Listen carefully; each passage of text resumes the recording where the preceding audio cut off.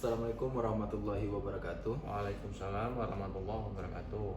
Alhamdulillah hari ini kita dapat bertemu Pak sesuai kesepakatan yang telah kita lakukan beberapa hari yang lalu. Apa kabarnya Pak hari ini? Ya, alhamdulillah seperti biasa masih diberikan kesehatan dan kesempatan sudah kita masih bisa ketemu lah. Alhamdulillah ya Pak, kita sama-sama masih diberi kesehatan oleh Tuhan. Sesuai kesepakatan kita kemarin Pak, kita akan melakukan kegiatan supervisi. Dalam kegiatan supervisi di kelas itu ada 3 tahap. Yang pertama pra-observasi, kemudian observasi, dan terakhir pasca observasi.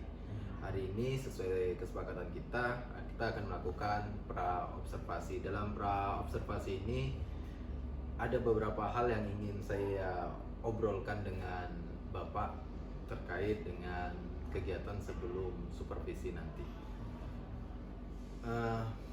Sebelumnya saya ingin tanya Pak, kelas berapa nanti yang akan kita lakukan observasinya? Kelasnya kalau saya pikir lebih cocoknya kita ambil di kelas 11 saja. Tepatnya nanti mungkin di kelas 11 IPA 1. Di kelas 11 IPA 1 ya Pak. Tanggal berapa itu Pak yang akan kita laksanakan? Tanggalnya mungkin hari ini tanggal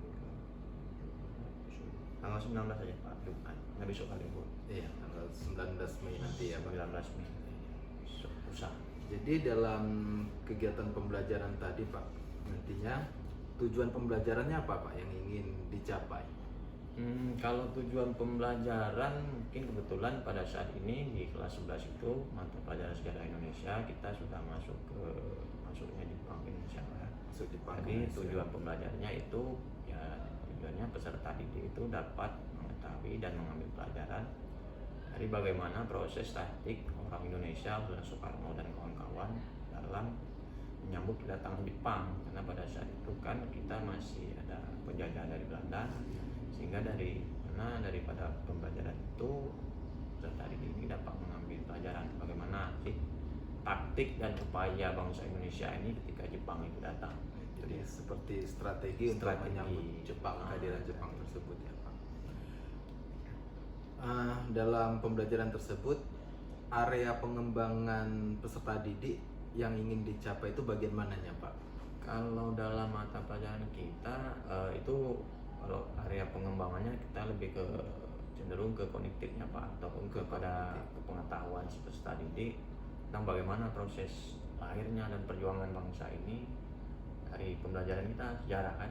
Jadi kalau area pengembangannya itu lebih spesifiknya ke kognitif kalau dalam mata pelajaran sejarahnya Pak. Oke Pak, untuk mencapai area pengembangan tadi, kognitifnya, tujuan pembelajarannya, apa yang strategi yang ingin Bapak pakai dalam kegiatan pembelajaran nanti? Ya, kalau strategi dalam pembelajaran sejarah yang sudah kita laksanakan dan juga itu masih kita laksanakan hingga sekarang, itu lebih kepada presentasi ataupun kepada pembagian kelompok, mana nanti masing-masing kelompok itu akan kita berikan materi yang berkaitan dengan materi besarnya. Nanti masing-masing kelompok akan melakukan presentasi seperti biasa dengan berikan tanya jawab, dan masing-masing kelompok yang maju ke depan harus bisa mempertahankan apa yang sudah mereka buat. Jadi strateginya tanya jawab kelompok ini ya Pak? Ya, diskusi kelompok. Kira-kira Pak, nanti dalam pembelajaran tersebut, dalam melaksanakan strategi tersebut, ada kendala nggak kira-kira yang akan menurut Bapak bakal terjadi atau yang bakal dihadapi?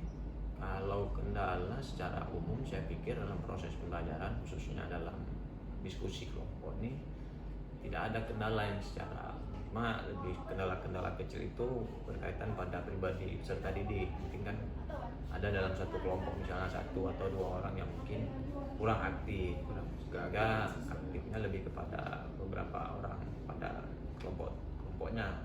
Jadi mungkin itu bisa jadi mungkin minatnya kurang dalam pelajaran sejarah, mungkin dia lebih minat ke pelajaran lain sehingga dia kurang aktif dalam kelompok. Jadi ada kendala sedikit, mungkin kurang keaktifan siswa tersebut. Ada rencana apa atau bagaimana Pak untuk mengatasi yang kurang aktif tadi? Kalau selama ini, kalau yang kurang aktif itu saya sering memberikan, maksudnya eh, memberikan kesempatan kepada dia.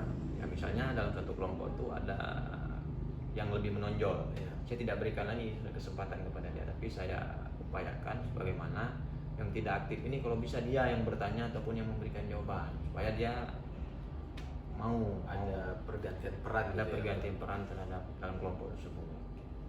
Baik Pak, yang terakhir nih Pak, apa harapan yang ingin Bapak dapatkan dalam kegiatan supervisi nanti? Saya pikir dalam supervisi itu nanti di hari Jumat, ya saya harap itu bisa menjadi motivasi untuk saya sendiri, bagaimana nanti saya meningkatkan proses belajar mengajar untuk memberikan teknik-teknik atau strategi kepada siswa. Jadi dengan adanya supervisi itu juga nanti mungkin akan meningkatkan motivasi saya, keberhasilan untuk saya, dan juga mungkin kepada peserta didik.